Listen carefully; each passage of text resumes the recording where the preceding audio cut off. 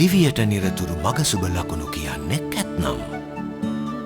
නොබිදෙනා අත්වැලක් වන්නට. නොතනියට ළඟ රැඳී ඉන්නට. නිසි මගක සුබ ලකුණ වන්නට. පෙරමගේ පෙරටම සිටින්නට. ජීවිතය යනු එකම බලාපොරොත්තු පොදියකි. සම්පත් බැංකුව යා යුතු නිවැරදි මඟ පෙන්වන්නකි.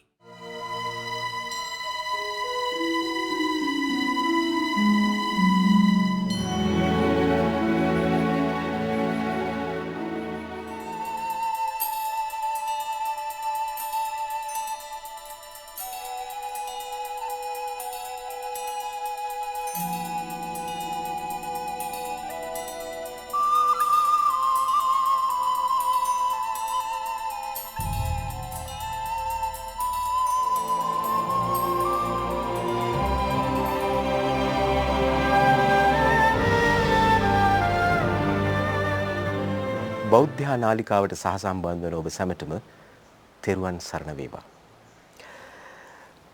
බෝසත් චරිතය තරම් අපේ ජීවිතවලට සම්බන්ධ නැත්නම් ඊට ආදර්ශ උපකාර සපයන වෙනත් කිසිදු චරිතයක් නැති තරම්. එනිසාමයි කුඩා දරුවාගේ සිට වියපත් මහලු තැනැත්තාගේ පවා මුවගෙහි බෝසත් චරිතය ලෙල දෙන්නේ. ඒ බෝසත් චරිතය පිළිබඳව වටිනාකම කියවෙන කතා පුවත් පිළිබඳව සාකච්ඡා කරන විට අද මේ අප සිටින ස්ථානයත් ඉතාමත් වැදගත් වෙනවා. අපේ ශ්‍රී ලංකාවේ පූජනීය සංඝ පරම්පරාව අනුරාධපුර යුගයෙන් මහනුවරට සංක්‍රමණය වූ ප්‍රථම ස්ථානයේ හැටියට අස්කිරි මහා විහාරය අපිට සලකන්න පුළුවනි. ඒ අස්කිරි මහා විහාරයට සහසම්බන්ධිත විජේසුන්දරාරාම සුන්දර පුණ්‍ය භූමියේ තමයි අද අප මේ බෞද්ධ නාලිකාවේ බෝසත් සිරිත ඔබ වෙත ගෙන එන්නට සූදානම් කර තිබෙන්නේ. ඒ අනුව ඊ타මත්ම නමස්කාර පූර්වකව දැන් ආරාධනා කර සිටිනවා බෝසත් සිරිත ඔබට තිලින කරන්නට බෞද්ධ නාලිකාවේ නිර්මාතෘ සහ සභාපති ගෞරව ශාස්ත්‍රවේදී පූජ්‍යපාද දරණාගම කුසල ධම්මාපේ නායක හාමුදුරන් වහන්සේට අවසරයි අපේ හාමුදුරුවනි. නමෝ තස්සේ භගවතු අරහතු සම්මා සම්බුද්දස්සේ නමෝ තස්සේ භගවතු අරහතු සම්මා සම්බුද්දස්සේ නමෝ තස්සේ භගවතු අරහතු සම්මා සම්බුද්දස්සේ ඊ භාග්‍යවත්තු අරිහත්තු සම්මා සම්බුදුරජාණන් වහන්සේට මම නමස්කාර කරමි. මාගේ නමස්කාරය වේවා. ශිෂ්ට පුරිස වූ බුදුරජාණන් වහන්සේ ඔබ වහන්සේට මම නමස්කාර කරමි. මාගේ නමස්කාරය වේවා. උත්තම පුරිස වූ බුදුරජාණන් වහන්සේ ඔබ වහන්සේට මම නමස්කාර කරමි. මාගේ නමස්කාරය වේවා. ආජඤ්ඤ පුරිස වූ බුදුරජාණන් වහන්සේ ඔබ වහන්සේට මම නමස්කාර කරමි. මාගේ නමස්කාරය වේවා. නමස්කාර වේවා බුදුරුවනට හැමදා බුදු හිමි සරණ යමි. නමස්කාර වේවා ධම්රුවනට හැමදා සදහම් සරණ යමි. නමස්කාර වේවා සංඝරුවනට හැමදා මහා සංඝ සරණ යමි. නමස්කාර වේවා තුනුරුවනට හැමදා තෙරුවන් සරණ යමි. සදහිති වාසනාවන්ත පින්තුනි, ඔබ හැම දිනාටම මිතුම් ලෝකයට පිහිටවන්ට ලෝතර බුද්ධ රාජ්‍යයට පත් වී වදාළ ඒ අසම සම අනන්ත ගුණ ඇති ශාන්තිනායක බුදුරජාණන් වහන්සේගේ අනන්ත බුදු ගුණ බලයෙන් සියලු යහපත ගෙන දෙන වාසනාවන්ත දවසක් වේවා කියලා පළමුවෙන්ම ප්‍රාර්ථනා කරන්නට කැමැතියි. පින්තුනි, අද අප මේ බෝසත් සිරිත පටිගත කරනු ලබන්නේ අතිශයින්ම පූජනීය වූ ඓතිහාසික වූ සිද්ධාස්ථානයක සිටගෙන මේ කන්ද උඩරට බුදුරජාණන් වහන්සේගේ ස්වාසූ දහසක් ශ්‍රී ධර්මස්කන්ධය ස්පර්ශ වුණා වූ ඒ ශ්‍රී දන්ත ධාතුන් වහන්සේ වැඩ සිටින පුරවරයේ ඓතිහාසික මහනුවර ශ්‍රී දළදා මාලිගාව ආසන්නයෙහි පිහිටියා වූ වීරසුන්දරාරාම මහා විහාරයේ රාජ මහා විහාරස්ථානයෙහිදී තමයි අද මේ බෝසත් සිරිත වැඩසටහන පටිගත කරනු ලබන්නේ. ඉතින් පින්නතුනි, මේ දිනවල මේ පින්නතුන්ට අපි සිහිපත් කර දෙන්නේ, ඒ වගේම කියා කර දෙමින් පවතින්නේ ජාතක පොත් වහන්සේ තුල සඳහන් වෙන මහා සුපින ජාතකය. මේ මහා සුපින ජාතකයේ ඒ නිධාන කතාව ඊටම කෙටියෙන් සංක්ෂේපයෙන් නැවතත් මේ පින්නතුන්ට නැවත නැවතත් සිහිපත් කරනවා නම් මේ උතුම් දේශනාව බුදුරජාණන් වහන්සේ දේශනා කොට වදාළි සවැත් නුවර ජේතවනාරාමේ වැඩ සිටින අවස්ථාවක පසේ නදී කොසල් මහරජතුමාණන් නිමිති කරගෙන කොසල් මහරජතුමන් එක් දිනයක රාත්‍රී කාලේ මධ්‍යම රාත්‍රී කුත්වනවත් සමග එතුමා දුටුවා වූ සිහින 16ක් දැකලා කොසල් රජුරෝ බොහොම බියටපත් වෙලා බමුණන්ගෙන් උපදෙස් ලබාගෙන මහා යාගයක් කරන්නට සතුන් මරලා සතුන්ගේ බෙලි කපලා මහා යාගයක් කරන්නට සූදානම් වෙච්ච වෙලාවේ මල්ලිකා දේවියගේ උපදෙස් මත මේ මහරජතුමාණන් බුදුරජාණන් වහන්සේ දකින්ට යනවා ජේතවනාරාමයට. මල්ලිකා දේවිය සමග ජේතවන මහා විහාරයට ගිහින් බුදුරජාණන් වහන්සේට වැඳ නමස්කාර කරලා ගෞරව කරලා එකත්පස වාඩි වෙලා මේ තමන් දුටු සිහින බුදුරජාණන් වහන්සේ සමග ප්‍රකාශ කරනවා. මේ රජුරෝ බුදුරජාණන් වහන්සේගෙන් විමසනවා, ස්වාමීනි භාග්‍යවතුන් වහන්සේ, මේ සිහින මට විපත්තිය පිණිස හේතු වෙයිද? රාජාන්තරාවක් මේන් සිද්ධ වෙයිද? ඒ වගේම භෝගාන්තරාවක් සිද්ධ වෙයිද? නැත්නම් ජීවිතාන්තරාවක් මේන් සිද්ධ වෙයිද? බොහොම බයටපත් වෙලා තමයි කොසල් මහරජුරෝ බුදුරජාණන් වහන්සේගෙන් මේ සිහින පිළිබඳව මෙහි පලාපල, මෙහි ගුණ අගුණ, මෙහි ඵල විපාක කවරේද කියලා විමසන්නේ. එතෙන්දී බුදුරජාණන් වහන්සේ මේ එකිනෙක සිහින විස්තර කරනවා. මෙහි අර්ථය පැහැදිලි කර දෙනවා. ඉතින් මීට පෙර මේ පින්නතුන්ට මං සිහින 14ක් පැහැදිලි කරලා දුන්නා. දිනපතාම එක එක සිහිනේ බැගින් පසුගිය සතියක වගේ කාලයක් තුල සජීවීව මේ වැඩසටහනට සහභාගී වෙන්න නොලැබුණෙහි මේ දිනවල ශ්‍රී දළදා මාලිගාවේ බුද්ධෝපස්ථාන කටයුතු වල අපේ අතිගරු මහානායක මාහිමියන් වහන්සේගේ අවසරේ පරිදි ශ්‍රී දළදා වහන්සේට තේවාව කරන්නට අවස්ථාවේ සැලසී තිබෙන නිසා දින ගණනාවක් ඒ අතපසු වුණත් මේ මහනුවර ඒ උතුම් දළදා වහන්සේගේ සෙවන ආශිර්වාදයේ තිබෙන මේ ස්ථානයේ ඉඳගෙන මේ දේශනාව, මේ ජාතක කතාව පැහැදිලි කර දෙන්න ලැබීම භාග්‍යයක් කොට සැලකෙනවා. පින්තුනි, අද 15 වෙනි සිහිනේ තමයි තිබෙන්නේ. ඉතින් කොසල් මහරජතුමන් මේ 15 වෙනි සිහිනය බුදුරජාණන් වහන්සේ සමග ප්‍රකාශ කරනවා.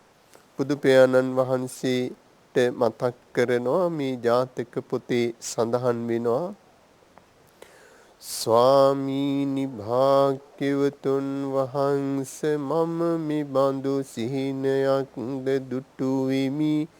ස්වාමීනි දසවිද වූ අධර්මයෙන් යුක්ත වූ ගම් පහරන්නා උණු කපුටු වූ රන්වන් වූ පැහැ ඇති ස්වර්ණයයි නම් තබන ලද ස්වර්ණ හංස රාජයන් පිරිවරා එවිදිනා දිටිමි මීට විපාක කවරේදැයි විචාලෝය.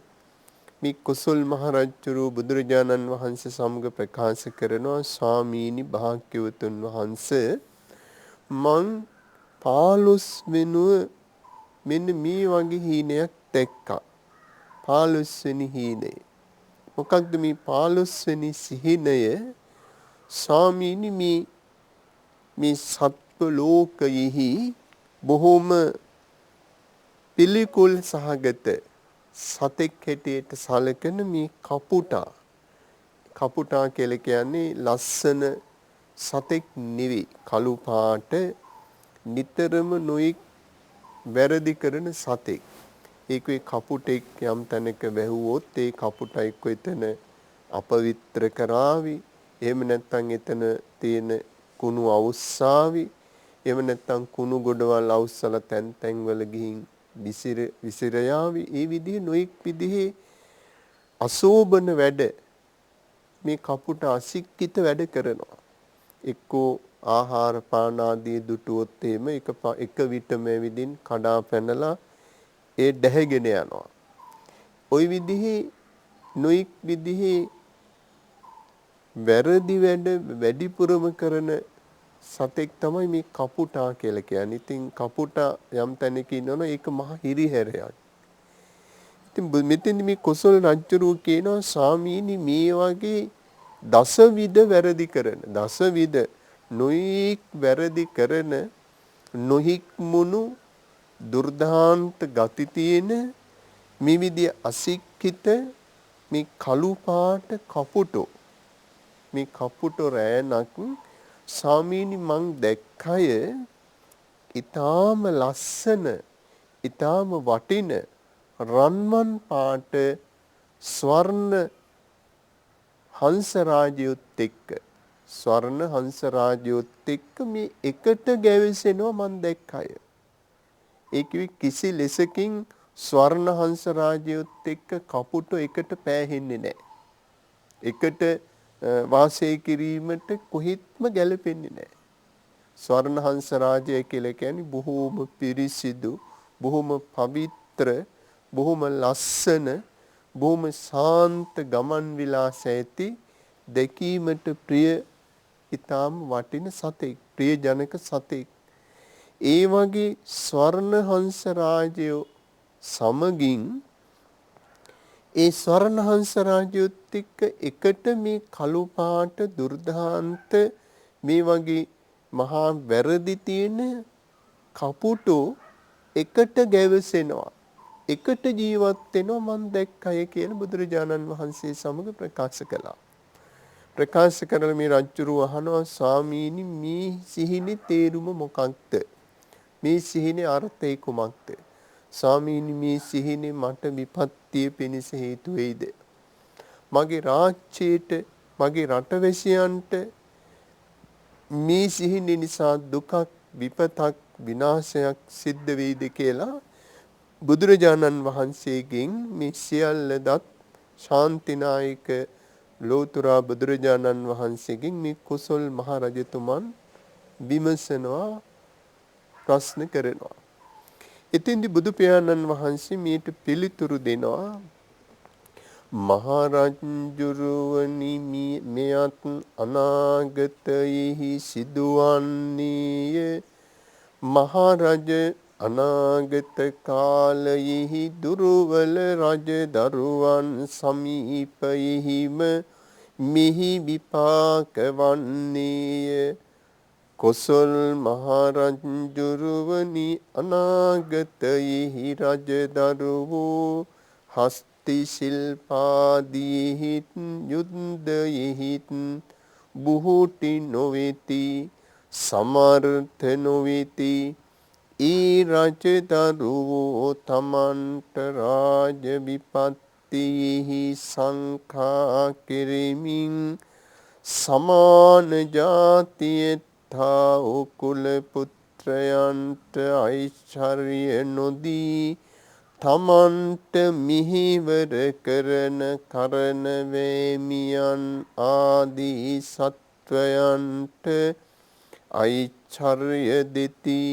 ජාති ගෝත්‍රයින් යුක්ත වූ කුල පුත්‍රයෝ රජදරුවන් පිහිටක් ලැබගත නොහි ජීවත්වන්ට අසමර්ථව ඓශ්චර්යෙහි පිහිටියා වූ ජාති ගෝත්‍රයින් හීන වූ අකූලිනයන්ට සේවය කරති එවිදිති. මිසී කල්හි ස්වර්ණ හංසරාජයෝ කපුටන් පිරිවරා එවිදිනා කලක් මින් වන්නේය. මෙන්න බුදුරජාණන් වහන්සේ මේ සිහිනය පැහැදිලි කර දෙනවා. මහරජ මේ සිහිනේ ඔබ බිය යුතු සිහිනයක් නෙවෙයි. මේ සිහිනේ ආදීනව මෙහි ඵල විපාක ඔබේ ජීවිත කාලෙවත් මගේ ජීවිත කාලෙවත් මේ කාලේ දකින්ට ලැබෙන්නේ නැහැ. මේ සිහිනේ විපාක ලැබෙන්නේ මතු අනාගත කාලේ. අවුරුදු දහස් ගණනක් ගියහම මතු අනාගතයෙහි මේ ලෝකයෙහි අධර්මය බලවත් වෙනවා. අධර්මී බලවත් වුණු කාලවල අධාර්මික රජවරු ලෝකේ පාලනය කරනවා. ඒ අධාර්මික රජවරු අතරත් බොහොම දුර්වල පාලකයෝ ලෝකේ ඇති වෙනවා. බොහොම දුර්වල පාලකයන් ලෝකේ නොඑක් රාජ්‍ය පාලනය කරනවා, රජකම් කරනවා. ඒ දුර්වල පාලකයන් මේ රජ කෙනෙක් කියන්නේ පින්නතුනි බොහෝ දේවල් දැනගත යුතු කෙනෙක්.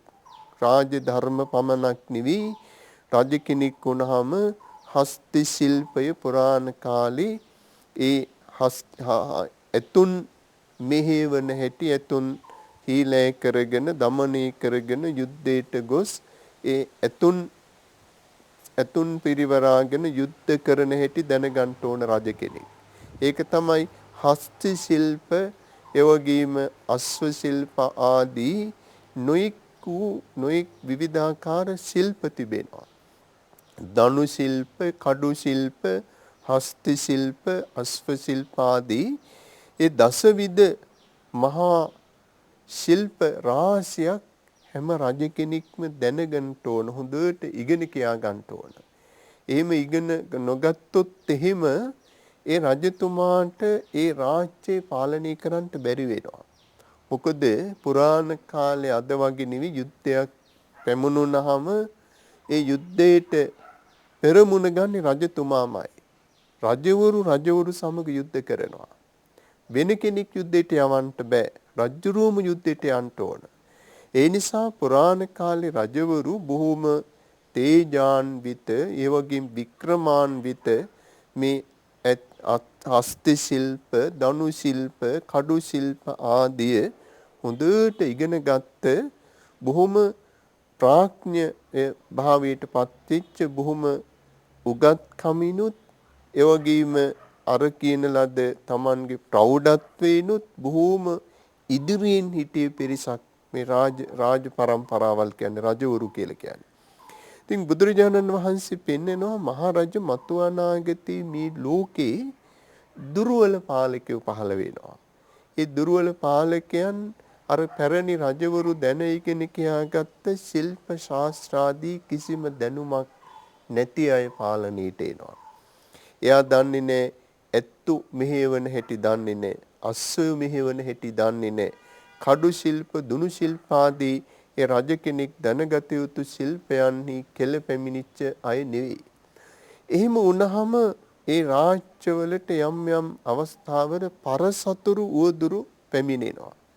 ඒ කිවි නොඑක් විදිහේ විරුද්ධවාදීන් ඒ කිවි අසල්වැසි රාජ්‍යවල රජවරු සමහර විට මේ රාජ්‍ය ආක්‍රමණය කරනවා. ඒ ආක්‍රමණය කරනකොට මේ රජුරු අර දුනු ශිල්ප, කඩු ශිල්ප ආදී යුද්ධයේ අති දක්ෂයෙක් නොවේ නම්, රණකාමියෙක් නොවේ නම් ඔහුට ඔහුගේ රාජ්‍යය ආරක්ෂා කරගන්න බැරි වෙනවා. ඔහුට රාජ්‍ය රැකගන්න අපොහසත් වෙනවා ඒ තැනැත්තා. ඉතින් බුදුරජාණන් වහන්සේ පෙන්නනවා මහරජ මේ දුර්වල පාලකයෝ තමනුත් හරියට ඉගෙනගෙන නැහැ. මේ රාජ්‍ය පාලන, රාජ්‍ය ධර්ම, මේ කඩු ශිල්ප, දුනු ශිල්ප ආදී ඒ දේවල් හොඳින් ඉගෙනගෙන නැහැ. තමන් ඉගෙනගෙන නැත්නම් පින්නතුනි ඉගෙනගත්තු අය හරි ළඟ තියාගෙන ඉන්න එක තමන්ගේ ආරක්ෂාවට හොඳයි. තමන් නොදන්න දේ දන්නේ නැත්නම් දන්න කෙනෙක්ගෙන් අහගෙන හරි ඒවා ඉෂ්ට කරගන්න, ඒවා කරගන්නට දන්න කියන අය වැදගත් උගත් අය ළඟ තියාගෙන ඉන්නවා. එහෙමත් පාලනය කරපු රජවරු හිටියා. තමන් යමක් දන්නේ නැත්නම් ඒ දේ පිළිබඳ මහා විශාරදයෝ තමයි පිරිවරාගෙන ඉන්නේ. ඒ නිසා රජතුමාගේ රාජ ඓශ්චර්යය බොහොම බැබලෙනවා. රජුරෝ යමක් නොදන්නවා වුණාට ඔහු වටා ඉන්න අනුගාමිකයන්, උපදේශකයන්, ඒ අය රජුරවන්ට හරි උපදෙස් දීලා ඒ රාජ්‍යය ආරක්ෂා කරගන්නවා, ඉසුරුමත් භාවයට පමුණුවනවා. ඉතින් බුදුරජාණන් වහන්සේ පෙන්වන මේ අනාගත කාලේ මහරජ මේ ලෝකේ දුර්වල පාලකයොත් පහළ වෙනවා. ඒ දුර්වල පාලකයන් වටා ඉන්න පිරිසත් දුර්වල පිරිසක් වෙනවා. මේ ඒ රජවරු ඒ තමන්ගේ රාජවංශයේම ඉන්න අතිශය දක්ෂකම් තියෙන අය ලං කරගන්නේ නැහැ. මොකද තමන්ට වඩා දක්ෂයෙක් තමන් ළඟට આવොත් තමන්ට ඒක අවාසියක් වෙයි කියලා ඒ දක්ෂයෝ ඈත් කරලා මේ බොහොම දුර්වල අය තමයි ළඟට ගන්නෙ. තමන් කියන ඕනෑම දෙයක් කරන අය. ඉතින් මෙතන බුදුරජාණන් වහන්සේ බොහොම ලස්සනට කියනවා ඒ රජදරුවෝ තමන්ගේ රාජ විපත්තියෙහි සංඛා කෙරෙමින් සමාන ජාතියෙත්තා උකුල පුත්‍රයන්ට ඓශ්චර්ය නොදී තමන්ට මිහිවර කරන කරණවැමියන් ආදී සත්වයන්ට ඓශ්චර්ය දෙති. ඒ කියන්නේ පින්නතුනි මේ රජ්ජුරුවන්ට යම් විපත්තියක් පැමුණුනහම ඒ විපත්තියෙන් රජ්ජුරුව බේරගන්නට නම් රජතුමාගේ රාජවංශයේම ඉන්නවා ඒ වගේ දක්ෂ අය. ඒ රජ කුලයේම රාජකීය අය ඉන්නවා, දක්ෂ පක්ෂකම් තියෙන, හැකියාවන් තියෙන අය. නමුත් දුර්වල පාලකයෝ අර තමන්ගේ රාජවංශයේම ඉන්න දක්ෂ පක්ෂ අය ලං කරගන්නේ නැහැ. ඒ අය මොකද කරන්නේ? ඒ අය කෙරෙහි සැක කරනවා. මේ අය ලං කරගත්තොත් එහෙම මෙයා මට වැඩිය ඉහළින් යන්න පුළුවන්. මගේ පාලනයේට, මගේ තත්වයට මේක තර්ජනයක් වෙන්න පුළුවන්. මගේ රාජ්‍යය පැහැර ගන්න පුළුවන්. එහෙම කියලා අර තමන්ගේ රාජවංශයේම ඉන්නා වූ ඒ හැකියාවන්, දක්ෂතාවයන් තිබෙන්නා වූ අය ලං කරගන්නේ නැහැ. ඒ අය කිට්ටුවට ගන්නෙ නැහැ. ඒ අය ඈඩ් කරලා ඒ අය කෙරෙහි සැකසංකා උපදවගෙන මේ රජ්ජුරුව මොකද කරන්නේ? මේ කරන වෑමියන් වගේ රජ්ජුරුවන්ට බැල මෙහෙවරකම් කරන, බොහොම රජ්ජුරුවන්ට බය අඩුකම් දක්වමින් හිසපාත් කරගෙන කරන වෑමියෝ කියලා කිව්වේ මේ කොණ්ඩේ කපන අය. ඒ වාගේ බොහොම පහළ මට්ටමේ අය තමයි රජ්ජුරුව ලං කරගෙන තියෙන්නේ. ඉතින් මොකද වෙන්නේ? අර යුද්ධයක් ඇති වුණොත් එහෙම ඒ වගේ අවස්ථාවක මේ කරණමෑමියෝ වාගේ අයට පුළුවන් කමක් නැහැ රජ්ජුරුව ආරක්ෂා කරන්නටවත්, රට ආරක්ෂා කර දෙන්නටවත්. ඉතින් මෙතන කියනවා මේ රජතුමා මොකද කරන්නේ? අර විදිහේ රාජවංශික බොහොම ප්‍රතාපවත් වැදගත් අය ඈත් කරලා බොහෝම ඊට වඩා පහත් මට්ටමේ සේවකයින් විශ්වාස කරනවා. තමන් ළඟ ඉන්න කරණවැමියන් වාගේ බොහොම පහළ මට්ටමේ පුංචි අයට තමයි යා සම්පත් දෙන්නේ. උසස් තනතුරු දෙන්නේ. මොකද තමන් ළඟ ඉන්න තමන්ට බැල මෙහෙවරකම් කරන තමන් කියන හැම දෙයක්ම හොඳයි හරි කියලා අනුමත කරන රජතුමා කියන දේ ඒ හැටියටම කරන ආන්ගේ විදියට තමයි මේ රජුරු නොඑක් විදිහේ උසස් තැන් තනතුරු ප්‍රදානය කරන්නේ. අර කුලවත් වැදගත් රාජවංශිකයිට එහෙම තත්වයක් එහෙම තැනක් ලැබෙන්නේ නැහැ. එහෙම වුණාම මොකද වෙන්නේ පින්නතුනි මේ රජතුමාගේ අර රාජකීය තත්වය පිරිහෙනවා. ඊළඟට අනිත් කාරණේ තමයි අර කුලවත් පුද්ගලයන්ට අර වැදගත් රාජවංශික හොඳ පුද්ගලයන්ට කිසිම උසස් තැනක් දෙන්නේ නැහැ. සම්පත් දෙන්නේ නැහැ. ඉසුරුමත් බවින් එයට ඉසුරු සම්පatti ලබා දෙන්නේ නැහැ. එහෙම වුණාම මොකද වෙන්නේ? මේ අකූලින වූ කුලහීන වූ පුද්ගලයන්ට සමාජයේ උසස් තැන් දීලා ඒ අය තමන් ළඟට අරගන්නවා අය අර රාජ්‍යයේ සහ රජතුමාගේ යම් යම් අවස්ථාවල ඔහු වෙනුවෙන් පෙනීන්ට පුළුවන්කම් තිබෙන අය රජතුමා ලං කරගන්නේ නැතේ.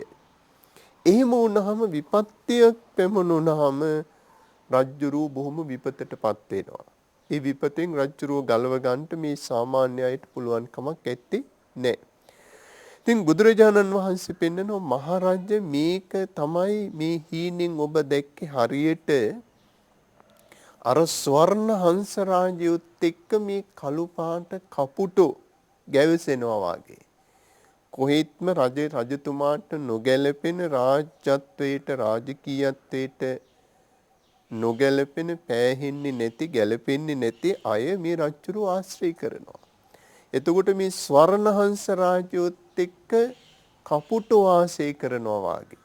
ඒක හරියට අර ස්වර්ණහංස රාජ්‍යයේ තිබෙන පාරිශුද්ධත්වය පූජනීයත්වය ඒ වගේ මේ ස්වර්ණහංස රාජ්‍යයේ තියෙන අර දෙකුම් කළු බව මේ කපුටන් තුලින් දකින්න බෑ.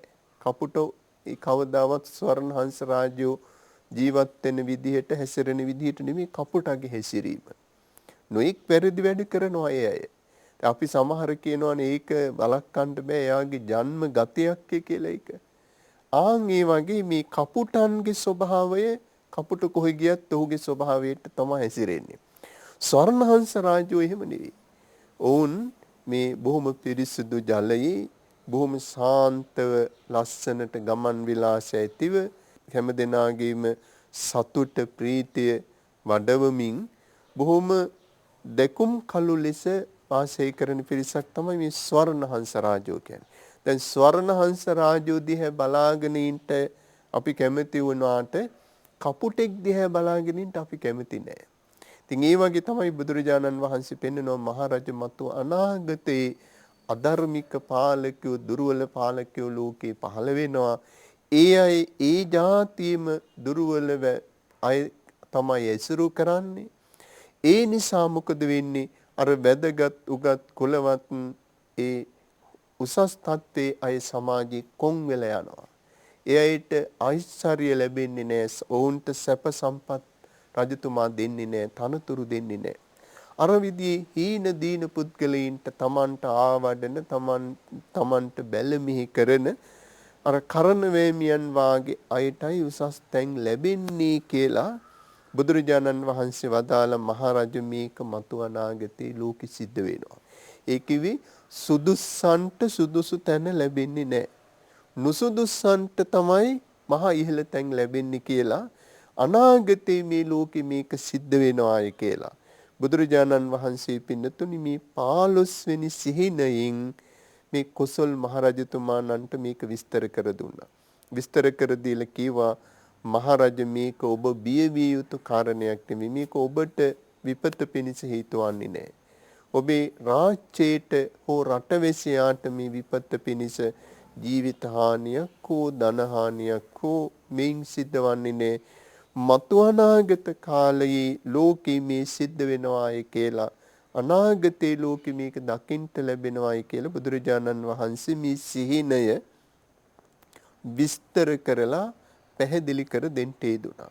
මේ තමයි පින්නතුනි මේ 550 ජාතක පොතේ මහා සුපින ජාතකයෙහි 15 වෙනි සිහිනය වශයෙන් බුදුරජාණන් වහන්සේ පැහැදිලි කරලා දීලා තිබෙන්නේ.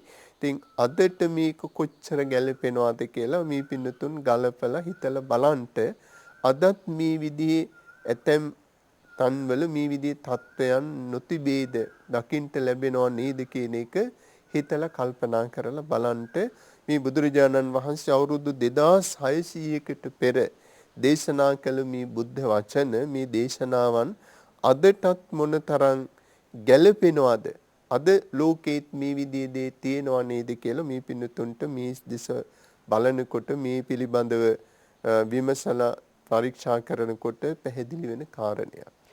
සිහිනයක් දකින්නට වඩා සිහිනක් ඔස්සේ අනාගතය දකින්නට හැකියවීම කොයිතරම් වටිනවද?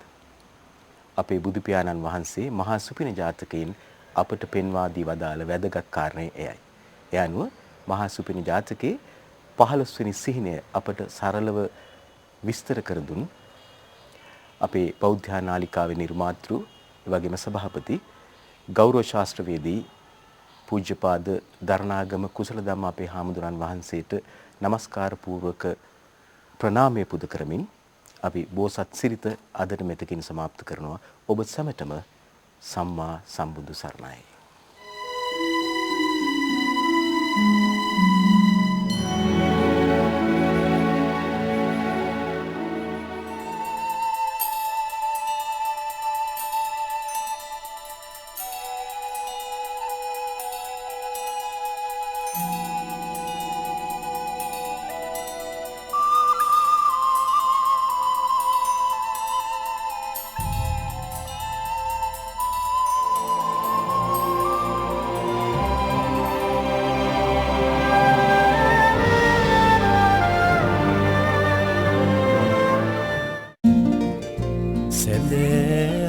සයි උදාතරුවයි අලුත් ලෝකකට මග කියාදේ හිතට නිදහස සතුට සැම අත සංහිඳියාවේ සම්පත් සංහිඳ ඉදරුම් ගෙනුව ඇරඹුමයි ජීවිතයට උපරිමයෙන්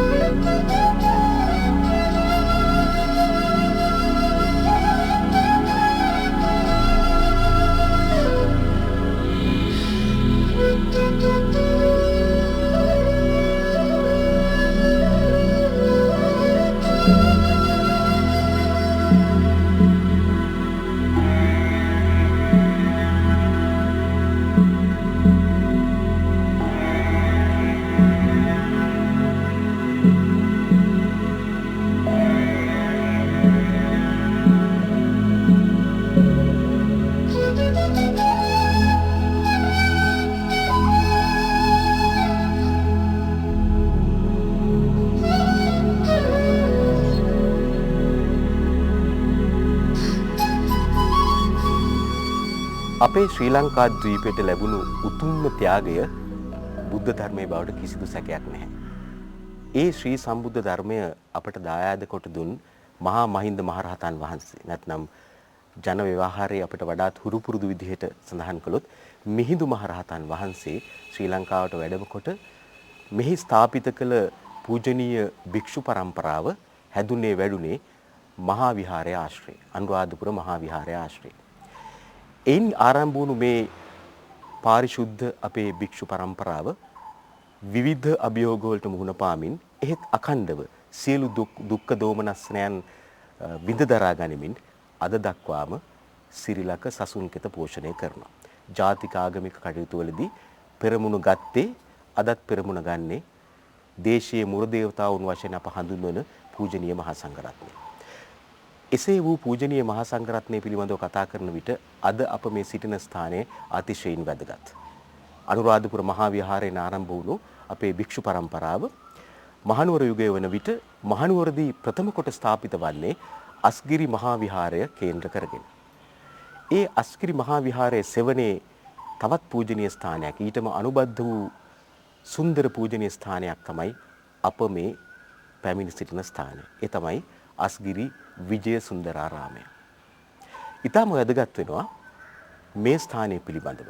අස්ගිරි මහා විහාරයේ වාගේම මේ ස්ථානය පිළිබඳවත් අපේ ශ්‍රාවක ශ්‍රාවිකාවන් සමග ප්‍රේක්ෂක ප්‍රේක්ෂිකාවන් සමග කිසියම් දැනුවත් වීමකට ලක්වීම. ඒ සඳහා මා ඊටාම ගෞරවපූර්වකව ආරාධනා කරා අස්ගිරි විජේසුන්දරාරාම වාසී පූජ්‍යපාද පඬිත ශාස්ත්‍රවේදී අමනුපුර පියරතන ස්වාමින් වහන්සේට මා නමස්කාර පූර්වකව අපේ ස්වාමින් වහන්සේ මේ කතා බහට එළවෙන්න කැමති. නිරන්තරයෙන් අපට ඇහෙනවා අස්ගිරි මහා විහාරය පිළිබඳව සඳහන් කරන විට යුගල පදයක් හැටියට අස්ගිරි විජේසුන්දරාරාම විහාරද්වය කියලා. දැන් මේ මොකද්ද මේ සහසම්බන්ධය? අපි එතනින් පටන් ගමු. අස්ගිරි විජේසුන්දරාරාමය අස්ගිරියෙන් වලස්කල කුරුණෑගල වලස්කලින් භික්ෂුන් වහන්සේලා පළමුවෙන්ම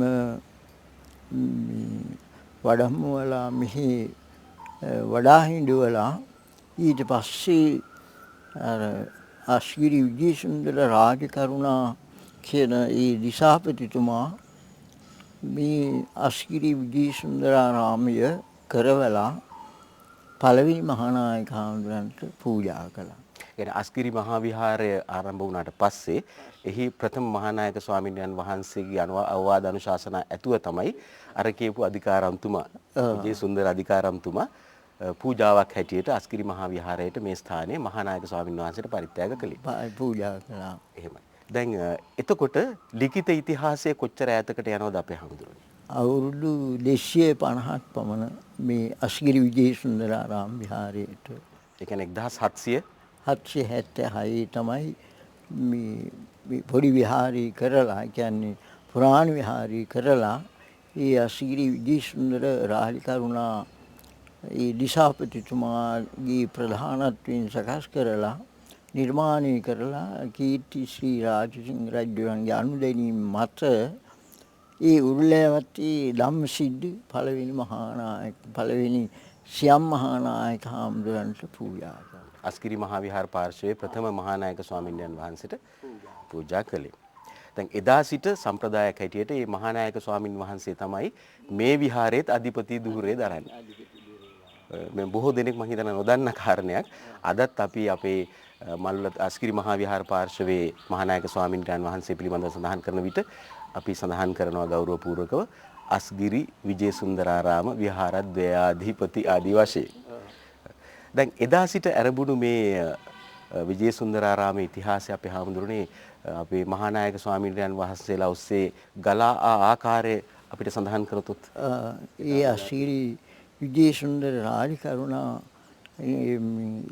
අස්ගිරි විජේසුන්දරාරාමේ පූජා කළෙන් පස්සේ ඒ පළවෙනි උරුලෑවත්තේ ධම්මසිද්ධි මහානායක මාහිමිපාණන් වහන්සේගේ පටන් මේ දක්වා පිළිවෙලින් දැනට වැඩ ඉන්න මහානායක හාමුදුරන් වහන්සේ දක්වා මහානායක හාමුදුරු දඹදිවි වනරතන සිරසාම් ඉසෙන්කඩගල අස්ගිරි සෙනසුන් ආරම්භක ඊළඟට මේ රාජගරු ගුණික බාහු තෙරුන් වහන්සේ කාලේ තෙරුන් වහන්සේ කියලා රාජනාරායන වික්‍රම බාහු මහතෙර ඊළඟට සම්මලක අනුමදස්සි වත්තේගම සිද්ධාර්ථ මාහිමියන් වහන්සේ ඊළඟට අඹේගොඩ රාහුල හාමුදුරු ඊළඟට මාවතගම සෝනුත්තර මහානාය හාමුදුරු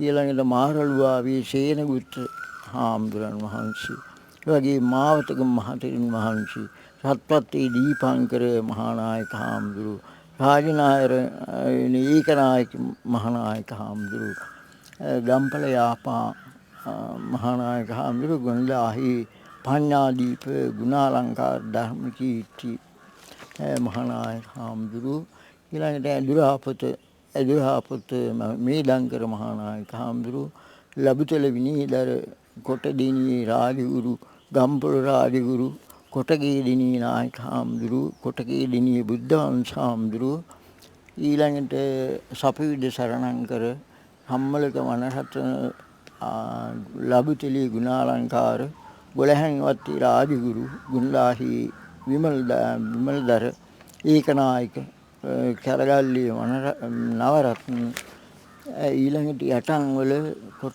කොටගම, උඩමුල්ලේ යටවත්තේ වත්තේගම, ඊළඟට යටවත්තේ චන්ද්‍රජෝති මහානායක හාමුදුරුවෝ, ඊළඟට කපුලියද්දී ශ්‍රී ප්‍රියදර්ශාපිදහන් මහානායක හාමුදුරුවෝ, අඹගස්වැවී ධම්මපාල නායක හාමුදුරුවෝ, ඊළඟට ගුණේපාන ධම්මසිද්ධි සරණංකර මහානායක හාමුදුරුවෝ, ඊළඟට මුල්ලේගම ධර්මකීර්ති චන්ද්‍රජෝති ගුණරතන මාහිමියන් වහන්සේ. ඒ කියන්නේ අර පලීපාන් චන්දාන මහානායක හාමුදුරන්නේ ලොකු ගුරු හාමුදුරන් වහන්සේ. ඊළඟට යටවත්තේ ධර්මකීර්ති ශ්‍රී සුමංගල ධම්මරතන මහානායක හාමුදුරුවෝ. ඊළඟට උඩුගම බුද්ධ රක්කිත රතනපාල නායක හාමුදුරුවෝ, ඒ දැන් මහානායක හාමුදුරන්නේ ගුරුනාංශ මහානායක. ඊළඟට ගොඩමුන්නේ නාගසේන ධම්මානන්ද නායක හාමුදුරුවෝ. ඊළඟට තමයි ඔය පලිපාන් චන්දාන මහානායක හාමුදුරුවෝ. ඊළඟට තමයි දැන් අපේ වර්තමාන අතිපූජ්‍ය මහානායක ස්වාමීන් වහන්සේ. ඉතින් මේ ආකාරයෙන් අපි ඔප්පු කරන්න උත්සාහ කළේ සෑම විටම මේ පූජනීය ස්ථානයේ විජේසුන්දරාරාමයේ පැවතුනේ අතිපූජනීය මහානායක ස්වාමීන් වහන්සේගේ අනසක යටතේ බව. දැන් මෙතෙන්දී හාමුදුරනේ දැන් මේ ගලා ආපු ඉතිහාසය තුළ අපි මේ වර්තමාන පරපුරට මේ ඉතිහාසයේ සහතික වශයෙන් දැනගන්න මොනවද තිබෙන නෂ්ටාවශේෂ නැත්නම් මොනවද තිබෙන විශේෂ ස්ථාන වස්තුන්? විශේෂයෙන් එකක් තමයි මේ ශ්‍රී වික්‍රම රාජසිංහ රජුගේ මහා විහාරය හදලා එතකොට ඉඳලා තියෙන පිළිමතලා මහාධිකාරම් එයා ශිලාලේඛනයක් කරවලා පිහිටවලා තියෙනවා. අදටත් ඒ දකින්නට තිබෙනවා. ඒ දල වශයෙන් එහි අඩංගු වන්නේ කොමන කාරණාද කියලා ඔබ වහන්සේට කියන්නේ? විශේෂයෙන් ඒකී කාලය, ඊළඟට හදාපු අය, ඊළඟට ඒකට පූජා කරපු ඉඩම්, ඒකේ පාලනය, ඊළඟට ඒකේ ඇතුලේ තියෙන ප්‍රතිමා. දැන් අදටත් ඒ විහාරස්ථානයේද ඒ විහාර කුටියේද පැරණිම එක හැටියට සැලකෙනවා. පැරණිම එක මේ පොඩි විහාරය. ඒ මූලික වශයෙන් ඒ කියන්නේ කීර්ති ශ්‍රී රාජසිංහ රජතුමාගේ දැන් අප මේ සිටින ස්ථානයේ තිබෙනා වූ පැරණි විහාරය. මේ තමයි ඊළඟට ඉන් අනතුරුව තමයි ශ්‍රී වික්‍රම රාජසිංහ රජතුමාගේ කාලයේදී පසුව පිහිටවන ලද විහාරස්ථානය. කෙසේ වෙතත් අද දක්වා මේවා ආරක්ෂා වෙමින් පවතිනවා. අපේ සංඝ පරම්පරාවට පින් සිදුවන්නට, අපේ දරුවන්ට අනාගතයට උපදින දරුවන්ට අපේ ඉතිහාසයේ විස්කම් දැක බලා ගන්න. ඊට අමතරව වෙනත් මේ ස්ථානයට කෙරුණු පරිත්‍යාග පුද පූජා ආදී පිළිබඳව යමක් සඳහන්. ඊළඟට තියෙනවා මේ අශිරි ජීසුන්දරාරාම විහාරස්ථානයේ ප්‍රථම පෝයගේ මෙතන තමයි තියෙන්නේ. ආදාන මළුවේ මෙතනයි. ඒක අර සංස්කෘතික ශ්‍රීකෝණයෙන් ප්‍රතිසංස්කරණය කළා. ඒක තමයි පැරණිම පෝයගේ. ඉස්සර උපසම්පදා කෙලිත් මේ පෝයගේ. ඊළඟට තව එකක් තියෙනවා මේ කීර්ති ශ්‍රී රාජසිංහ රජුගේ කාලේ පුද පූජා කර හිටපු පොඩි බුද්ධ ප්‍රතිමා වහන්සේ ඇද්දලින් ප්‍රතිමා වහන්සේ. ඒක දැනට මේ ගලගෙදර පන්සලේ තැන්පත් කරලා පුද ආරක්ෂිතව පුද පූජා පවත්වනවා. ඒකේට විශේෂත්වය තමයි ලංකාවේ කොහෙවත් නැති මේ පත්තිරිප්පිය ආකෘතියක් හදලා තියෙනවා. උඩපිටියේ ශ්‍රී සුමංගල කියලා හාමුදුරුවෝ වැඩ හිටියා. ඒ හාමුදුරුවෝ හැදුවා ඒකට පත්තිරිප්පිය ආකෘතියම ඒකටත් ඒකේ වඩා හිඳුවන්ට ඒ පත්තිරිප්පු අර කලින් සඳහන් කළ බුද්ධ ප්‍රතිමා වහන්සේ වඩා හිඳුවීම සඳහා පත්තිරිප්පුවේ ආකෘතියක් නිර්මාණය කළා. ඒත් ඇද්දත් වලින්ද ඇද්දත් කළුවර ඊළඟට බොහෝම වටිනා ඒක ලංකාවේ කොහෙවත් නැහැ ඒක. ඉතාමත්ම වටිනා ඓතිහාසික වස්තුවක් හැටියට අදත් පවතිනවා. එතකොට ඊට අමතරව යමක් ඔබ වහන්සේ සඳහන් කරලා තියෙනවා. ඓතිහාසික වශයෙන් මෙහි පොත්පත් තියෙනවා. ඉතින් මේ පැරණි පුස්කොළ පොත් ඊළඟට ඒ සඳකඩ පහන් ඒ වගේම මා දන්නා තරමින් අපේ රජදරුවන් විසින් විවිධ පරිත්‍යාගයන් පූජාවන් කරලා තිබෙනවා.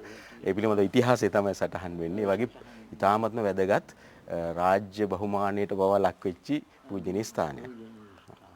ඒ වගේම මේ සිතුවම් කලාව පිළිබඳවත් ඔබ වහන්සේට යමක් සඳහන් කරන්න පුළුවන් මේ ආශීර්වාද විජේසුන්දරාම විහාරස්ථානයේ විහාරී චිත්‍ර මේ දඹුල්ලේ චිත්‍ර අඳපු එක්කන ඇඳලා ඒ ආකෘතියට ඒ කියන්නේ ඒ ක්‍රමයට ඇඳලා කියලා එහෙම තියෙනවා සිද්ධියක්. දඹුල්ලේ ඒ චිත්‍ර අඳින එක්කනත් මෙහාට ඇවිදිලා බලලා චිත්‍ර ඇඳිවුවා කියලා එහෙම මේ කියන්නේ මුඛ පරම්පරා කතාවක් තියෙනවා. කොහොමට හරි මේ විජේසුන්දරාම විහාරස්ථානයේ සීලින් චිත්‍ර බොහොම පැරණි බොහොම වටිනා ඒවා. බොහොම අදටත් මම හිතන්නේ ඒවා සුරැකී පවතිනවා මේ ඉපැරණිම විහාර කුටියෙත් පසුව අපේ ශ්‍රී වික්‍රම රාජසිංහ රජුරු සාදා කර දීපු විහාරස්ථානය. මේ සීලින් චිත්‍ර බොහොම වටිනවා. ඒ කියන්නේ අපේ ඉතිහාසයේ චිත්‍ර කලාව පිළිබඳව යම්කිසි අදහසක් අපිට ගන්න පුළුවන්. හැම කෙනෙක්ම වාගේ ඇවිදින් බලන ඒ චිත්‍ර බොහෝ දෙනෙක්ගේ නිරීක්ෂණයට ලක් වෙනවා. මේ ආදි වශයෙන් බොහොම පූජනීය තත්ත්වයක්. ඊළඟට තමයි උඩරට තියෙන විශාලම ශිලාමය ප්‍රතිමා වහන්සේ වැඩ ඉන්නවා. ඒ කියන්නේ සැතපෙන ශිලාමය විශාලම ශිලාමය ප්‍රතිමා වහන්සේ. මේ විහාරස්ථානේ තමයි නිර්මාණය කළ තියෙන්නේ.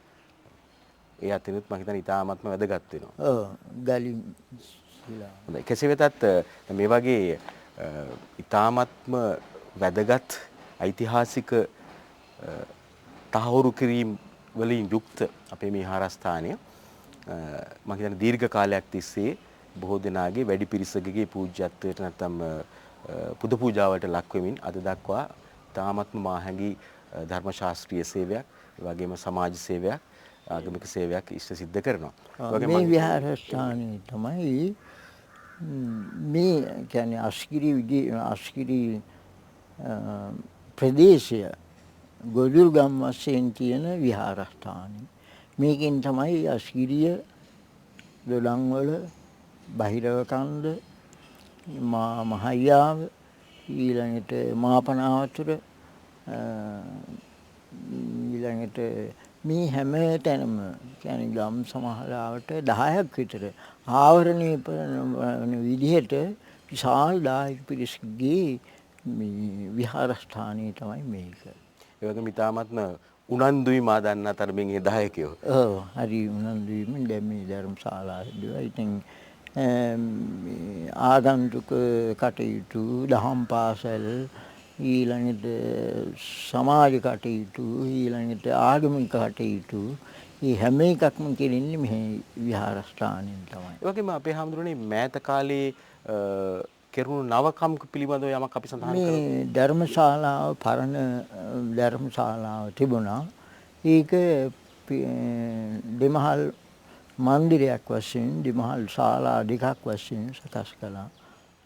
මේ අප ඉදිරියෙන් තිබෙන ශාලාව. සෑහෙන මුදලක් වියදම් කරලා. එතකොට දැන් වර්තමානයේ මෙහි භාරකාරත්වය දරන්නේ කවුද? වර්තමානයේ මොළගොඩ ධම්මරතන කියලා දැන් වැඩි ස්වාමින් වහන්සේ තමයි. අස්ගිරි මහා සංඝ සභා විකාරක සභික මොළගොඩ ධම්මරතන. උන්වහන්සේගේ අධිකාරීත්වයෙන් තමයි මේ කටයුතු සිද්ධ කරන්නේ. එතකොට ඔබ වහන්සේ කලින් කෙටියෙන් සඳහන් කළා මේ දහම් පාසල් සමිති සමාගම් ආදී පවතිනවා කියලා. ඒ පිළිබඳව තව ටිකක් විස්තර කළොත් අපේ ජනතාවගේ සහයෝගය පිළිබඳව. මේ ධම්වලින් ආවරණය කරන විදිහට දායක සභාවක් තියෙනවා. ඒ දායක සභාවෙන් තමයි ඉතින් කටිනේ පින්කම් පොයලාට ආගමික කටයුතු ඊළඟට ප්‍රදේශීය අසරණයන්ට පිහිට වීමේ ආගමික කටයුතු ඔක්කොම කරන්නේ. දහම් පාසල දහම් පාසලත් මම තමයි කරන්නේ. ඔබ වහන්සේ විශේෂයි. දරුවෝ කී දෙනෙක් විතර ඉගෙනව ලබනවා? 300ක් විතර ඉන්නවා. ඊටාම සාර්ථකව පවත්වාගෙන යනවා. මම හිතනවා අපේ ඒ දහම් පාසලෙන් බිහි වෙච්ච දූ දරුවෝ ඕනතරම් අපේ රටේ ඉහළ සේවයන් යුක්තල ඇති. ඉන්නවා. ඔබ වහන්සේට බොහොම සතුටක් ඇති. පුණ්‍යවන්ත සතුටක් හිතේ. දරුවන්ටත් උගන්වනවා. අවුරුදු කීයක් විතර ඔබ වහන්සේගේ ගුරු සේවය? 35ක් අකණ්ඩව මේ කරලා තියෙනවා. ඒ අනුව මම හිතනවා ඔබ වහන්සේට ලොකු පිනක් සිද්ධ කරගන්න පුළුවන් වෙලා තියෙනවා. ආගමික වශයෙන් බැලුවත්, ඒ වගේම සමාජමය වශයෙන් බැලුවත්, අපේ දරුවන්ගේ අධ්‍යාපනය වශයෙන් බැලුවත් මේ ආදි වශයෙන් මහත් වූ සේවයක් ඔබ වහන්සේටත් කරන්න ලැබුණා මේ පුණ්‍ය භූමියේ පුණ්‍ය ස්ථානයේ නිසා. ඒ අනුව මම හිතන්නේ අපි අපේ බෞද්ධ නාලිකාවට සහසම්බන්ධ වෙන ඔබ සියලු දෙනාටම ඉතාමත්ම වැදගත් පූජනීය ස්ථානයක් පිළිබඳව මේ සැකවින් කරුණු දක්වන්න උත්සාහ කළේ.